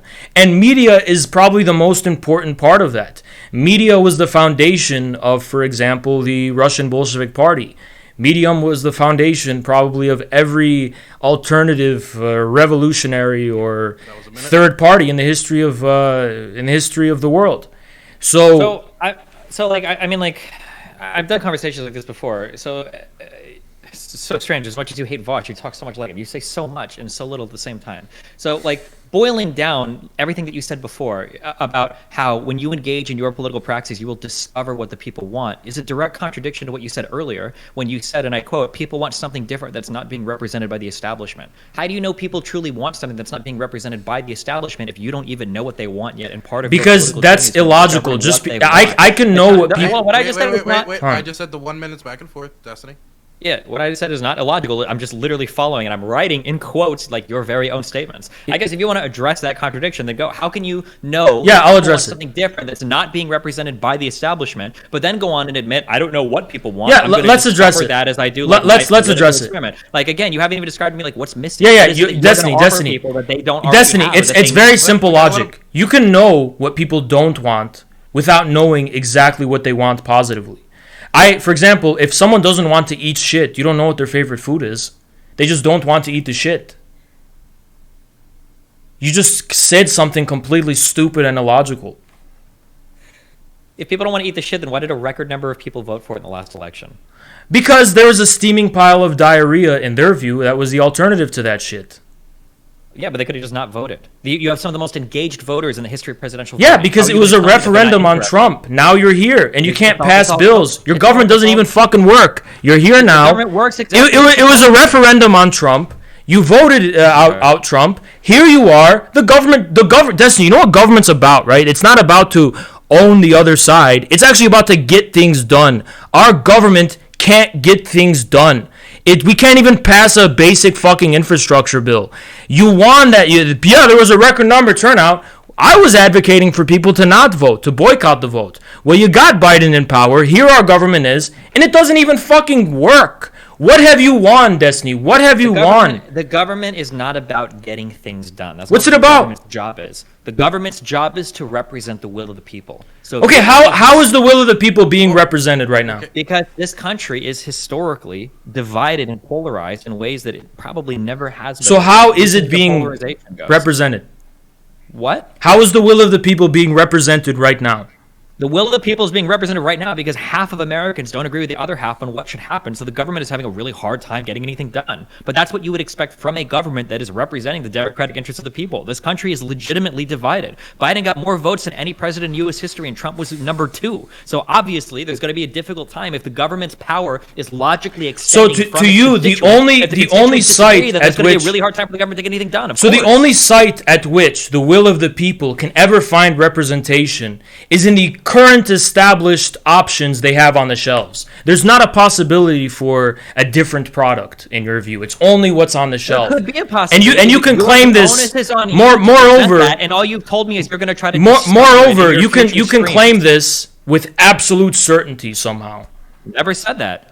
It is possible that in the future there might be conditions that arise. Destiny, I need you to understand. But the problem is that two political parties are Destiny, logically speaking, both in our media and our finances and in our government and in everybody's Destiny, logically speaking, for a third party to rise up. Yeah, maybe you need to know something about like why third party even should. You haven't even given me like positions. Like when I asked you like what can a third party offer that the primary two can, your response was like, how are we going to address the fourth industrial revolution and rabbit? You said like, you're giving me a Yang answer. You're not telling me anything. That's not a policy position. That's not like hold on. This is like some vague shit that you could talk about on Twitter. Hold on. I'm not a Destiny. There are plenty of bright policymakers who want to be given a platform in this third party. I confess, I am not a policymaker. Obviously, broad narratives are what's going to define entirely new parties. Yeah, when I'm saying something as vague as the fourth industrial revolution, I am talking about a very broad issue that has to be addressed in an equally broad way, and politically speaking. Now, if it was just a matter of one or two policies, it's not a matter of one or two policies. It's not a matter of 3 policies or 4 policies. It's a matter of a whole multiplicity of policies, which are only unified by these broad narratives or whatever, these broad so-called word salads that you're giving. If it was just the sum total of opposing policy prescriptions, obviously we wouldn't be talking about anything. But it stands right now that we can see that there actually is a certain reason why some policies are able to make it and others don't. Policies which don't threaten the special interests have a chance. Policies which threaten the current special interests don't have a chance. So it's almost as simple as that. The two parties are bought out by special interests. That's a whole other conversation if you want to have that. But so like when you say like a whole multiplicity of policies that are painted by this broad narrative are what you're talking about, how do you then connect with earlier you were saying poor people are like about like meat and potatoes issues? Are you going to have this multiplicity of political discussion with them? You're going to bring this like broad thing of new policies, like every poor person. Yeah, broad narratives are what give expression to people's belief that they can actually address their meat and potatoes concerns politically. So I don't know what you're trying to say. Broad narrative that isn't encompassed by one of the two political parties. No. What is it? What is a unique broad narrative? You're asking for what is a unique broad narrative. Sure. One of them is the current political system is rigged and it serves the interests of special interests and not the people. If we want to even have the ability to give political representation to the will of the people, we need a third party that's not already captured by these entrenched established interests and these special interests. Yeah, so literally, like both political parties say this all the time. The current political system is like the Republican Party right now believes the election was stolen. Trump constantly said about how the current political system is rigged. Bernie Sanders was a huge candidate. He said that parts of the political system are rigged. The Justice Democrats talk about all the time. Do they talk about the two-party system? Nancy Pelosi talks about how corporate interests. So do they talk about the two-party system? What about the two-party system? Is that something they talk about? No. So you're that's something I'm talking about. Your broad narrative that establishes your third party is there should be third parties. Yeah. There should be a third party. I can't beat that one. There should be a third party. I guess. Okay. Hold on, Destiny. Let me ask you a question. What is democracy? That's a really broad. What is the content of democracy? Just quickly. What? What's the content of democracy? Ideally, it's some group of people whose will is being represented in some way. Okay, so what does that look like concretely?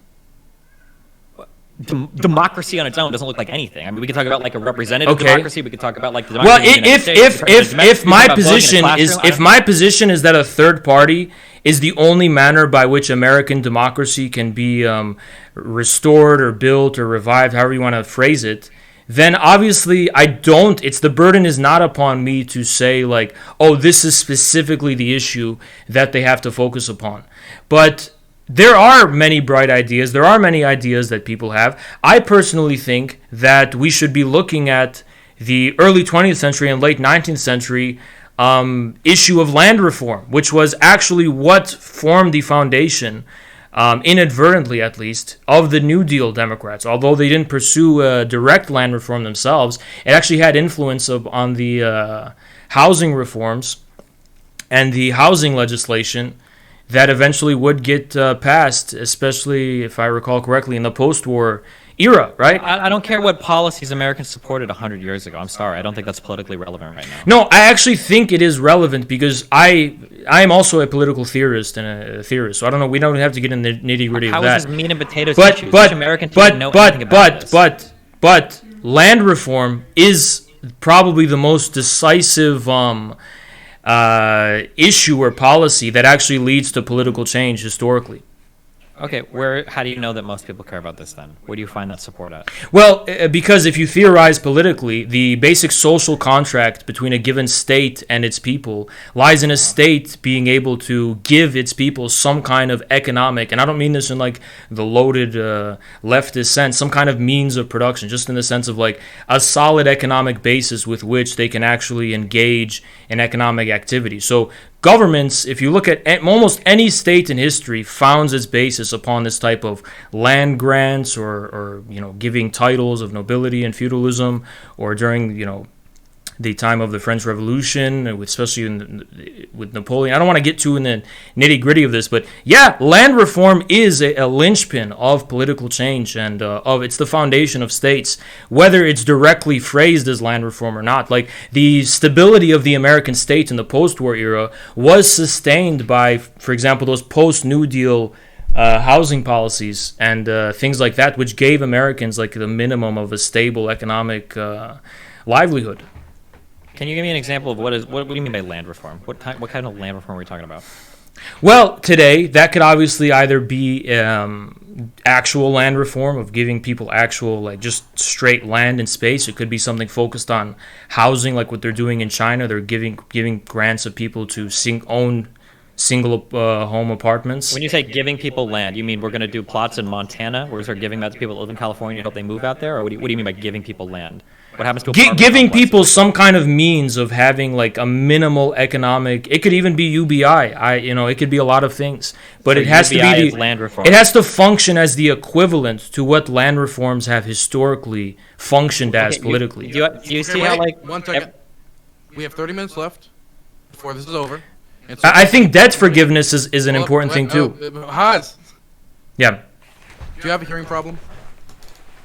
Go ahead, Dylan. Okay, thank you. So, for the next 30 minutes, if you have any points you want to get in, now would be the time to get them in. I'm just telling you this now, so afterwards you're not like, fuck, I wanted to say this. So if there's anything in the back of your pocket that you have yet to bring up and you want to bring up, Yeah. now would be the time. Right now? Okay. You leaving now? So you guys can get. No, I just want to say bye okay. to Steven. Yeah. Hi, Steven. Hi, what's up? I'm just chilling. You like my outfit? I'm a vampire. Nice, looks awesome. Thanks. I just want to say Is hi. she a third-party vampire or a Democrat vampire? I'm Spike from Buffy the Vampire Slayer, so whatever. He's British, so he doesn't participate in American politics. Ah, Boris Johnson vampire. Okay. Yeah. That's nice. They're kind of like matching costumes because Haas is a fucking time vampire over here, right? I'm sorry. You can continue. You got 30 minutes I left. don't get Yeah, it. so like I don't know, like this is every third party like debate ever. Like every time it's like our thing is gonna come and it's the third party that represents the interests of the people that aren't being represented, but I don't really know what those interests are. And it's like, okay, well, like what like I'm not asking for specific policies, but just like broadly speaking, like what the fuck are we even? Well, what about like land reform from the 19th century? And it's like, okay, No, we're just talking I about, like, said there could UBI. be a like, well, what the fuck does that mean, right? Like you're basically at the end of the day, like. And this is the problem with third parties. The problem is that the Democratic Party and the Republican Party are incredibly broad. They encompass a lot of different political ideology. When you can go all the way left and find somebody like AOC or Bernie Sanders, and then all the way right and find somebody like Manchin or Sinema in the same political party, it's going to be really difficult for a third party to find space in there. Now, I'm not saying it's impossible. There might be a third party that makes the case. We come up and like, hey, you know what? Here's some issues that people really care about, and nobody's talking about them, and we're going to hammer these issues, and we're going to start to gain political power doing it. But you haven't presented me any of those issues. news, talking about stuff that happened in the 1900s, or trying to talk about stuff that is happening in China, like that's a good thing to sell to the American people. Like these are just not issues that are going to win with like the meat and potatoes poor people that you think aren't voting because they don't have a third party to represent them. Yeah, I think this whole debate really boils down to Destiny's inability to look beyond the appearance of things and actually think about what is the real essence behind these things. Like, why is it that Americans vote in the way they do? Why is it, for example, you just mentioned this, Americans have a negative view of China? Is that because they necessarily do, or is it because of a deeper and more fundamental reason? But regardless of the fact, I think it can be summed up simply and neatly as this. We are supposed to have a government by, for, and of the people. This is the standard to which we are supposed to hold the current American government, as well as the current so-called representatives of the American people. My only claim is that they don't satisfy the criterion of a government by, for, and of the people, which works on behalf of the interests of the people, rather than special interests and entrenched interests and insular establishments, which claim to represent the objective facts and the truth and the will of the people, but in actual fact and in actual reality utterly fail to do that, just going off of the inability to get out widespread voter turnout, with the exception of these single, issue referendums like the referendum on Trump. But even then, turnout wasn't really that impressive as far as a democracy is concerned. Maybe relative to America, it's impressive, but if for a so-called democracy, it's really not that impressive. But I mean, the problem is you haven't demonstrated, like, by, for, and of the people. None of these things describe third parties right now. You don't have any third parties by the people. They're all Destiny, that's the thing. You don't have any third parties for the people. You all have niche issues the difference. You don't have any third parties of the people. Destiny. The difference between me and you is that you have the burden of defending the people who now do claim to represent the will of the people. All I'm saying is I want to fight for an alternative. I want people to look at things like movement, or now I think it's no longer movement, it's the People's Party right now. Look at big tent, broad coalition parties that are trying to build third parties in this country, and and fight and build, and don't be afraid to risk building those alternatives. Now, the reason... Is there a single third party like that in the United States that you'd be comfortable putting money on, getting a single federal seat? Or 2 federal seats? Well, no, because it's not a matter of a gamble. This is actually a point in politics, which this is all a gamble. You admitted earlier that. So Destiny, this is the single argument you have consistently been unable to respond to. I doubt you're going to be able to respond to it. Well, I'm sorry. You just keep running away from it. I'm writing it down. Go ahead. You are treating this reality as a matter of just this pure external objective thing outside of our will. I am saying there is a moment in politics in which actual will becomes decisive. I am not saying that on its own there's this party that's going to make it. We have to fight to make it that way, because this is a moment that demands our actual will, our actual intervention. Why would I even be here? Why would I even be live? Why would I even be talking about this if I didn't think people actually have to do something and actually have the will to fight for this? If I thought it was just going to happen on its own, I wouldn't even be streaming right now, Destiny. Can you summarize that? Yeah, I'm not saying something's just going to happen on its own spontaneously. I am actually using my platform to fight for this alternative, to convince people, specifically politically conscientious and educated people with spare time to care about politics, to do this, right? They haven't done it yet. Can you say I'm not responding, but can you state this in the form of an argument? What is the argument here? Can you demonstrate I didn't make an argument if you want to do that game? I'm not trying to play a game. So this is what you said. You're treating this reality as a matter of pure external. Yeah, because you're asking what current third party. You just asked Destiny. Destiny. I gotta hear. Okay, can we stop for a second? I didn't hear what the question was. So, Dusty, can you restate the question so we can have House respond to the question? I don't know what the argument is I'm supposed to respond to. That there's going to be some magical shonen-esque Naruto figure that's going to come up that we're all going to put our will behind. Like, you can't, like... Right, you just avoided the argument again. Yeah, it's not clicking for you. Destiny, it's not... Destiny, it's not clicking for you. It's just fine. not clicking It's- for yep, you. You just my said bad. I'm so again. sorry. Yep. I just repeated you word for word. You That's just okay. I'm so said, sorry. oh, Destiny, you're really angry. You need to chill. You just said, Destiny, it's okay. It's just the internet. Destiny, you just said a Naruto guy is going to appear out of nowhere. You just made the argument again, the straw man that I'm saying something is just going to happen out there.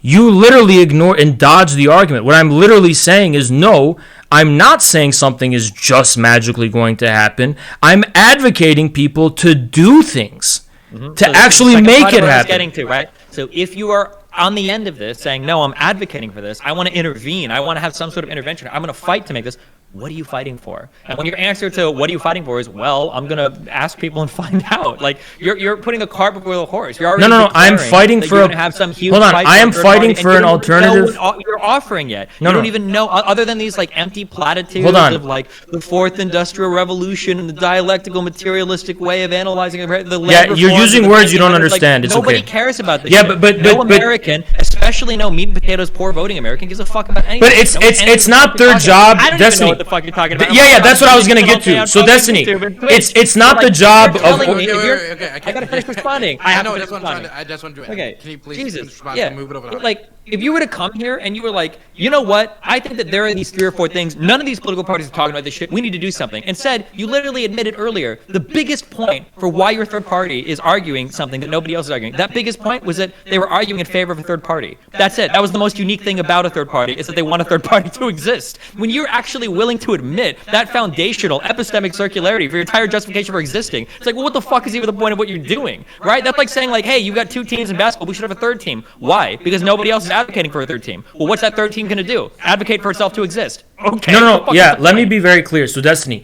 it's not the job of ordinary people to care about all this complex stuff I am, but for someone who, like, goes on stream and acts like they're, like, this extremely politically informed person and this, like, smart guy, it is actually your job to sit the fuck down and actually try to think this through a little bit. You can't feign ignorance and pretend to be some dipshit fucking League of Legends gamer, which you are, admittedly, but you're pretending to be the contrary. So you have to bear with me and not, dialectical, just because you don't know these theories and you're just an ignorant person.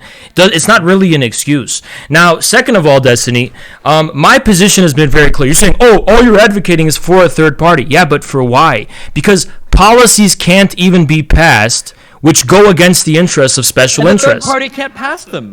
Yeah, but I think a third party can... So what's the point? Destiny, Dylan, can you shut this guy up? Am I talking or no? I just told him. Yeah, Destiny.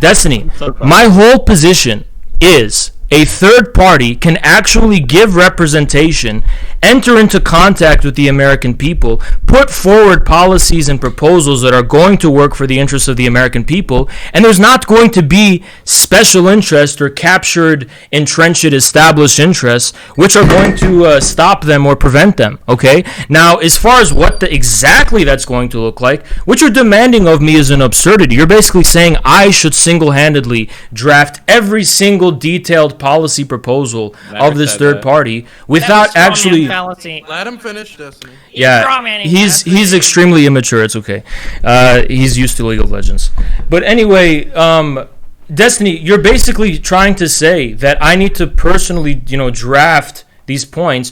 But you're saying, it's so stupid that you're just saying there should just be a third party. But that's just because we know the current 2 parties can't give expression to what the American people want, not on the basis of the merit of these ideas and the policies, but because of these external overgrowths on our American democracy. When I'm saying I want a third party, all I'm effectively advocating for is American democracy. I'm advocating for democracy.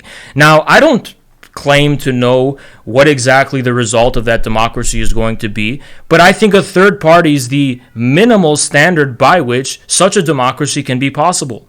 Right now, I don't think we're living in a democracy. I think we're living in a political system that is captured by special interests and an establishment which doesn't represent the interests of the American people. It's as simple as that. I hope in the future, if we ever do a debate, I really want to go like line by line. I don't have anything I really say against you. It's like the Vosh strat. Not even actually. Vosh is better at this. You're saying so much that is really just devoid of content. Okay. Like this idea of like I'm advocating for democracy. Yeah, guess who else says that? Republicans and Democrats, right? This doesn't mean anything. You know, when you talk about like, oh, I don't want a third party, just for a third party. Earlier, you literally admitted the whole thing, the most unique thing you were advocating for in a third party was the existence of a third Why? party. You literally said it. Why? Earlier. What was my reasoning? Attention to the conversation. Yeah, what was my reasoning? If you want to actually advocate for things and you want to actually win people over, okay, and you want to have this broad tent, then you need to find issues because this is where these political moments start. These political moments don't start with some like random person saying, "I'm going to make a third party." They usually start with some problem that neither like or not even neither that no entity is addressing at that point in time. This is where people on the ground, these are these moments of action where people gain a great deal of political power, is when these moments come up and there is nobody offering a solution to any of these problems. For you to sit here and say, you're demanding that I fix everything and that I give the perfect utopia, I'm not saying that at all. I just want like a couple broad strokes that don't involve something from the fucking 19th century or don't involve you using the terms dialectical materialism and meat and potatoes issues in the same fucking paragraph explanation. It doesn't make any sense. Wait, if you want hold to on. advocate for a I'll explain the relation. You should be able to have some like broad issue, some broad narrative, something you're pushing that people want, and you need to be able to defend it. If that's too much for you, then you're basically asking me to attack a utopian third party that doesn't exist, that might exist at some point in the future, that you're asking people to suffer real material harm for right now to try to bring it into existence. So, 1, 2. The first thing you're saying, you think it's somehow a contradiction between talking about dialectical materialism and meat and potatoes issues, when the whole point of dialectical materialism is to be able to discover what meat and potatoes issues are.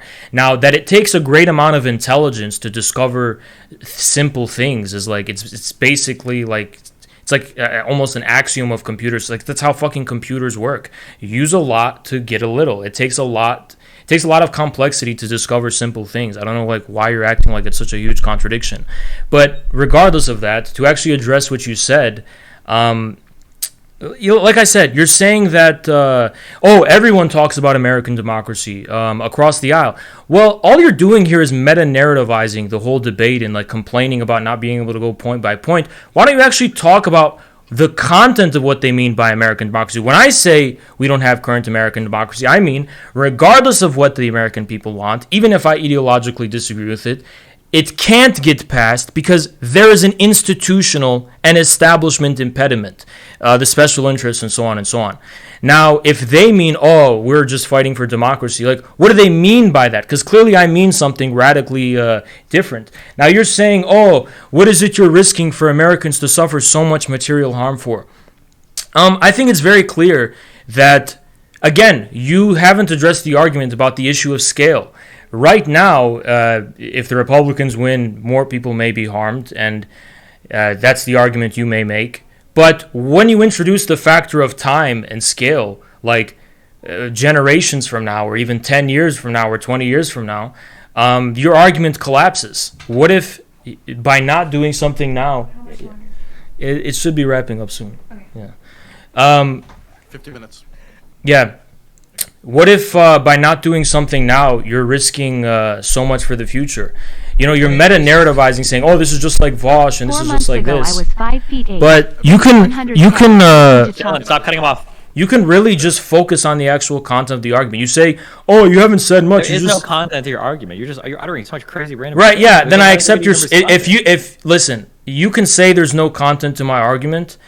In which case, I'll say you just basically conceded to me because. Okay. So here's a question. You're just refusing to engage with anything I've said. Let's round this out a little bit, okay? Do you want people today to risk suffering real material harm for a third-party gamble in the future? Which people? The people who don't vote on behalf of averting their own material harm? No, the people that do vote. Do you want them to divert their vote to a third party? Who are they? On whose behalf are they voting? I'm their own? Asking you. What are they voting for? Answer my question. You're making it seem like I'm telling like a homeless guy, oh no, don't vote for the Democrats and make your life better. Those people who are suffering don't vote. I can't. The people you're talking about who are going to be harmed don't vote. 1, 2, Destiny. All I'm at, let's try this again, okay? This might be our next 15 minutes. I don't know if you'll ever answer this. My question is do you want people to suffer real material harm for a third-party gamble in the future? So telling somebody who would vote one party to divert to a third party and potentially suffer real material harm for a gamble of a third party in the future. People are going to suffer regardless. That's what I will say. Okay, so I reject the framing of your question. People are going to suffer either way. I know that with do you absolute think that certainty. the Democratic Party and the Republican Party are making the same offers, the exact same material offers to the American public? In the long term, it doesn't matter. I'm not. Why do you keep? Do you see how you're dodgy as fuck on all of my? Because I reject the framing of your question. You're making it seem like right now is the only meaningful Because site when you of... go to vote, right now, that moment of voting is a moment that exists in history. Okay, and 1 year later, not one Destiny, not a moment later, but like almost a year later, we still don't have an infrastructure bill. So it's not in the moment. You don't vote just for right now. You haven't even passed the bill that's going to affect these people's lives. Okay, so here's the question. How are people's lives going to be affected? If the bill passes, are you going to completely change your position on all of this? Holy shit, we got an infrastructure. No, I'm not, because they can't even pass the trimmed down, shitty, subpar so-called infrastructure bill that we have now. God knows the one they're going to be able to pass, and by that time, it's not even it doesn't even effectively carry out what it originally intended to. If the bill was like $1.5 trillion, you think that's worthless to the American public? In the long term, there's nothing impressive about do you see like the? Yeah, right. there's nothing. Yeah, well, okay. So Destiny. So you wanna use the same standards for both of us? If I ask you a yes or no question, you can only do yes or no, and you can't reject the framing. Yes or no, but just at least engage with the question. Not like it doesn't even matter. The future is long. Like it doesn't matter. I refuse to reject it. You can try asking. Hold on. The infrastructure bill. There is absolutely nothing impressive about a government passing a 1.5, and it's not going to be 1.5 trillion, a 1.5 trillion dollar infrastructure bill. Given the absolutely sorry state of American infrastructure in regards to like the passing of time. If you look at China's infrastructure, even the infrastructure in certain European countries, American infrastructure is absolutely laughable. So this idea that like this watered down bill is going to be somehow impressive or a hallmark of why someone had to go out and vote for Biden is just an extreme cope.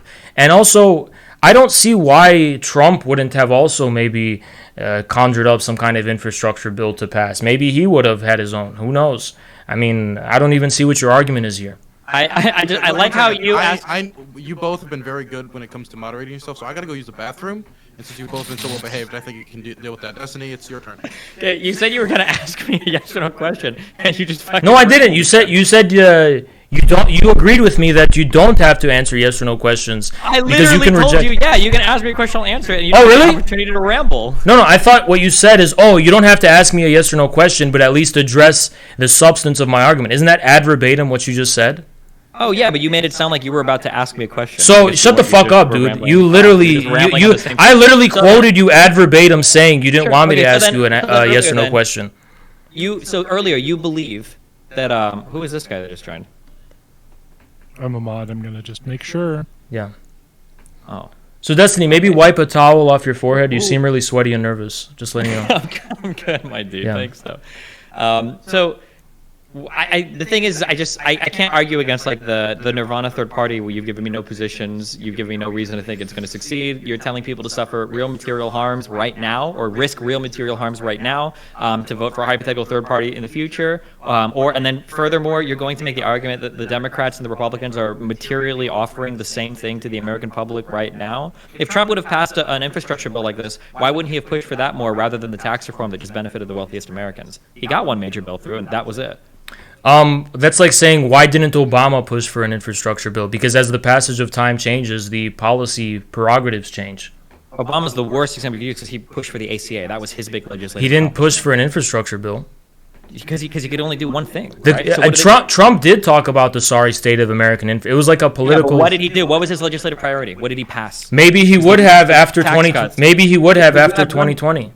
You have one thing. All I'm saying is I don't know. Maybe he would have, maybe he wouldn't have. But you don't know. You don't know for certain whether Trump would have or would have not. It's rich of you to use the argument you don't know for certain when you're advocating people to switch their vote from two confirmed parties to a hypothetical third party in the future for something that might be good. I'm actually not really just saying people should vote for the third party. I'm saying people should focus. People who have the time to care about politics actively, like your listeners and even you yourself, right? You sit on your ass all day and talk about fucking politics. You don't I don't represent. sit on my ass all day. You don't. But okay, regardless, you don't represent the majority of people. Your life is mostly focused around talking about politics. Literally, the issues that I advocate for are literally democratic issues who currently Yeah, own, but both sides of the government right now. How can you say you that my issues are not but the ones that because most American people care Destiny, about? because you're not like someone who's focused on like the way you make a living is about politics. Okay, so if your life can be dedicated to politics, all I'm saying is focus your energies and your dedication on building a third party. No, why the fuck would I focus on a third party when I don't know any third parties that are talking about the issues that I think most Americans care about? You should certainly have. Well, you should. There are enough like-minded people who agree that they can't get what they seek to get done through the current two parties,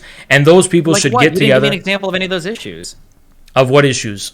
What are things that you? Fuck, I have to scroll like. Okay, 10 minutes. there's I have a to few. agree that, There's like, okay, there's what a is few. something- There's a few. Okay. There's debt forgiveness. That's probably the biggest one that I think can unite people across the aisle. It's the issue of big tech monopolies and big tech censorship, which is I guess a cultural issue that people. You think in their people are united on issues like debt forgiveness? And Yeah, big I think debt monopolies and forgiveness censorship? can. I think debt forgiveness can unite this country. Definitely.